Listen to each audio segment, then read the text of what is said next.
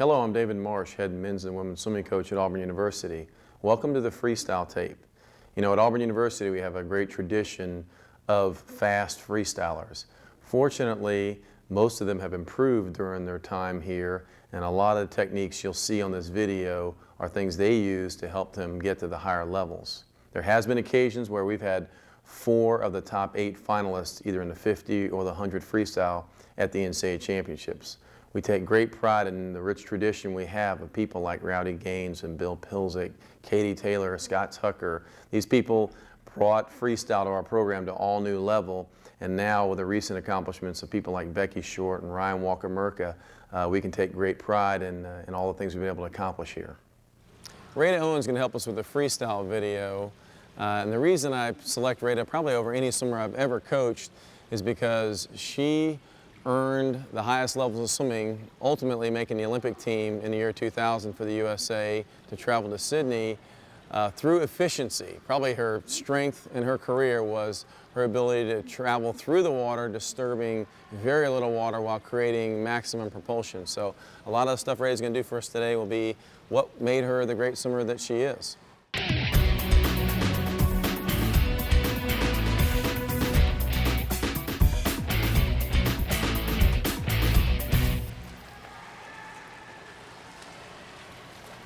Freestyle is an event that all swimmers should really aspire to develop. Number one, because it's the fastest stroke.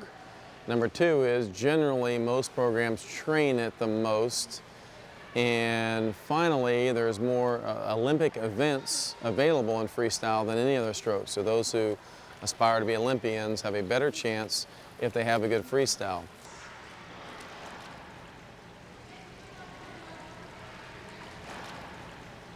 Freestyle is also obviously a key component of an individual medley. It's the last stroke in that race where usually you're fairly tired and are having to swim home as well as you can on the last part. In our program's history, we've had a great tradition of freestylers, and really we're very, very proud of our sprinters and our middle distance swimmers, even up to the current day where we had as many as 4 finalists in the 50 freestyle. We've had swimmers final in the 1650 and develop in all areas of the freestyle event. At Auburn, we take great pride in swimmers that have come in and developed, I guess the swimming world had put it, no names to no names. In many cases, a swimmer like Rada Owen came in as a junior national caliber swimmer and developed during her time into an Olympian. That pattern is something that is gained through developing efficiency, a comprehensive program where their strength, their technique, the mental part of their performing all comes together in a great moment.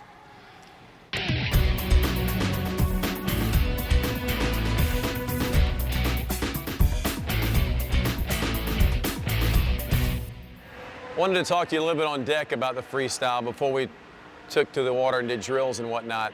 First of all, in the freestyle stroke, what we're looking for is a narrow stroke. We want to swim from side to side. We want to cut the water like you're a knife cutting the water. Clearly, the example that works well with the athletes is to talk about a barge versus a speedboat. We want to be that speedboat, not the barge. Okay, so the body setup is critical. We want a straight line spine as much as possible, tipping the hips back, having the eyes look more down than forward in the stroke.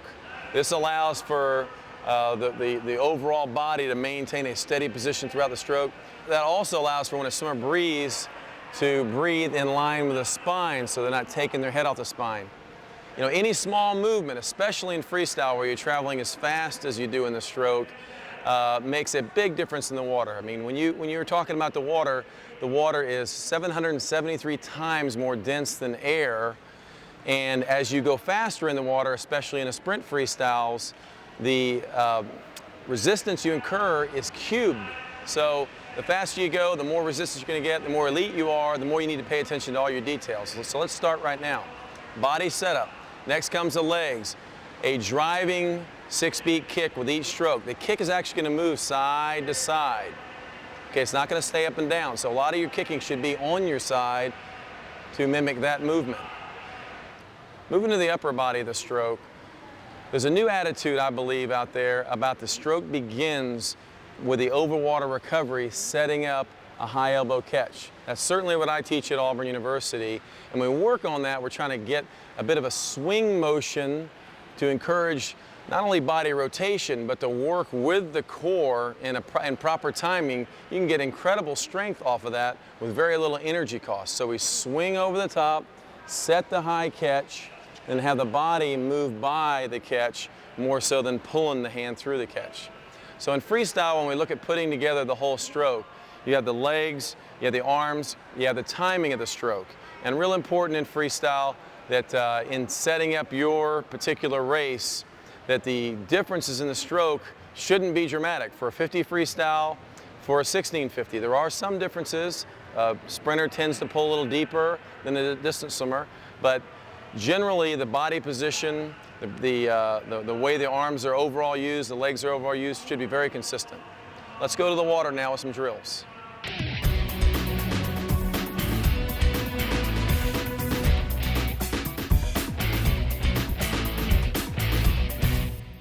Going to first talk about the positions of the strokes. So for starters, we're going to talk about just her setting up the core of a stroke.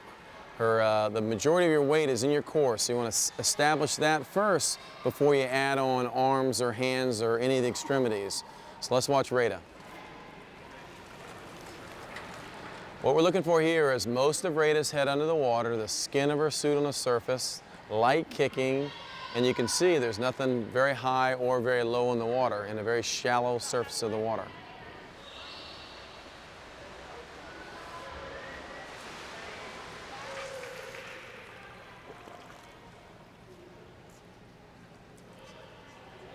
Now we're going to do some rotation where we wanted to maintain the proper posture. And proper posture in freestyle is get this spine as straight as it can be. Raise the head slightly, drop the jaw back, establish a neutral position. That helps to establish that line that you're looking to maintain in freestyle and backstroke. In this case, on this event, she'll have her hands by her side, hands down, and she'll rotate from one side to the other side. As she rotates, it's a smooth movement. It's not a jerky movement, just having control. When she wants to breathe, she'll just rotate, turn her head just barely enough to get some air, and put it back.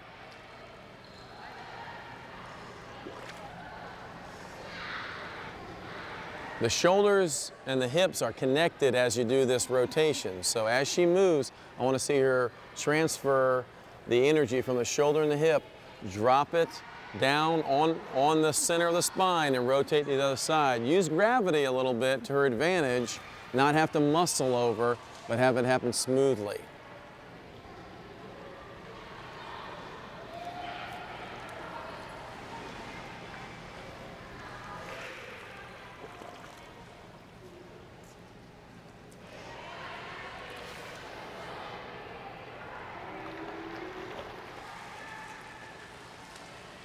I'm going to have her do 12 kicks on each side. There's all kinds of transitions you can do. You can do 6 kicks and 6 kicks. This case is probably my favorite drill, if done right, is 12 kicks on each side, taking your time to really establish that time on your side. Opposite hand again, doesn't do any balancing. It stays right here. And then the transition is smooth. When the transition happens, we don't want her rising up or down or traveling east or west. Straight down the pool is what we're looking for in this drill. This is 12-12.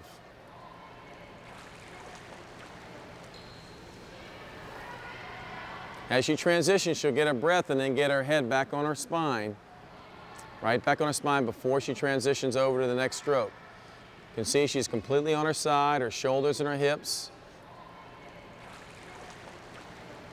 In freestyle, what we're looking for is to cut the water. We do not want to swim broad like this. This will disturb more water than this will. So we want her to transfer from here to here, spending as little time as possible actually on her front and on her chest. So that's what we're looking for in this drill, is to do drills that encourage swimmers to get comfortable with being on their sides.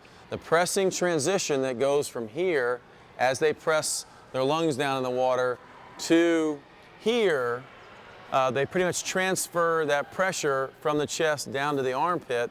And so press here and then press to the other armpit. We're going to incorporate the 12 and 12 with a couple of real cycles to transition into more of a flow drill.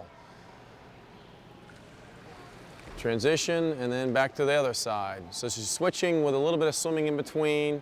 And what we're looking for here is a lot of rotation. Steady kick on all drills.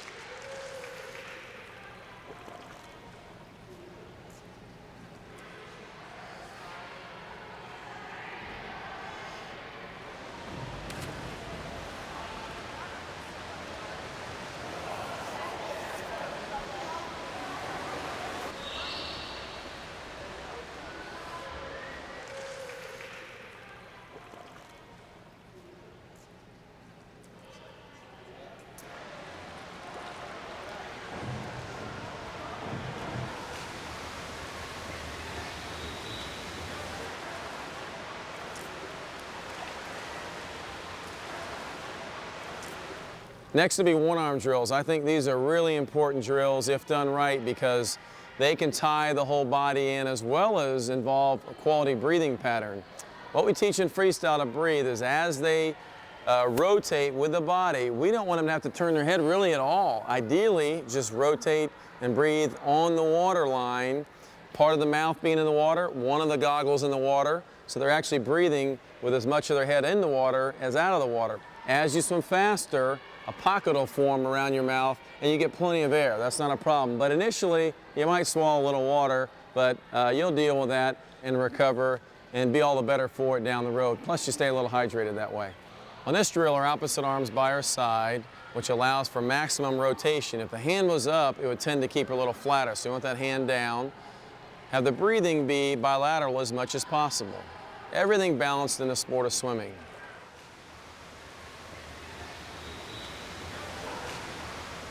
When she does breathe, let's keep one goggle in the water, and you can see she's rotating over from side to side.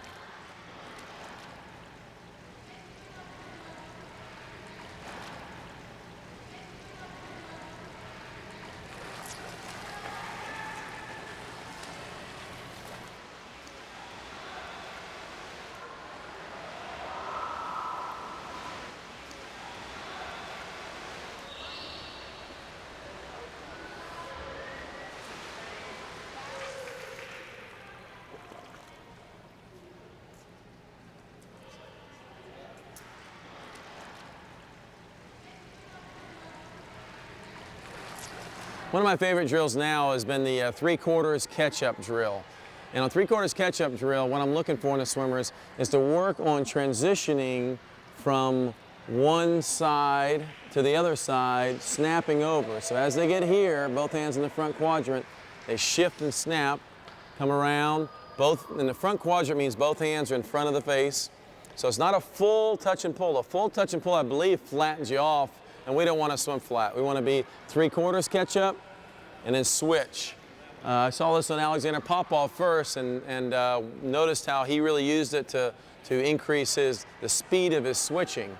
I also like the swimmer to be a little more opened up on the recovery during this drill so that this includes the whole body motion. I think the more you open up this recovery, the more you tend to open up your recovery. You'll open up your hips and swing around rather than lifting and placing.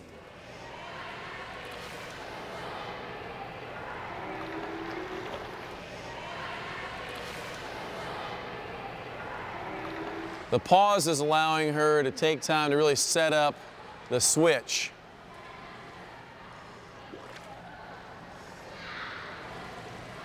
Three-quarters catch up, a little pause. Outstanding.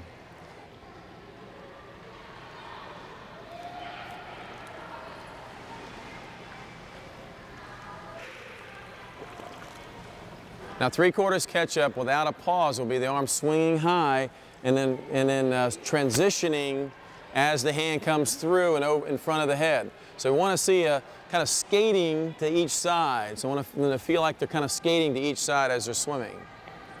3/4 catch up, it really emphasizes switching from side to side. And we'll see a little bit of a pause, but then a shift as she's coming over from on each side. Again, bilateral breathing is probably the best bet for all drills and easy swimming. As we're doing this next lap, I'm asking Rada to shift more as she's transitioning. Put a little more shift into it.